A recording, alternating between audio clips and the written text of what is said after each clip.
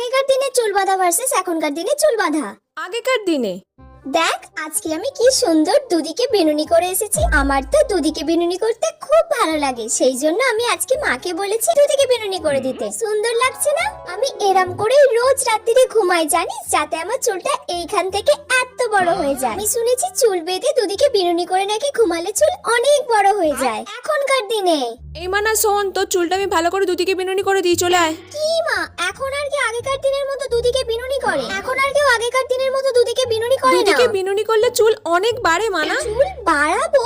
আমি তো ভাবছি এবারে আমি চুল কেটে এইটুকুনি করে ফেলবো, টাকলু করে ফেলবো, টাকলু। তুমি আমাকে বলছো চুল বাড়াতে?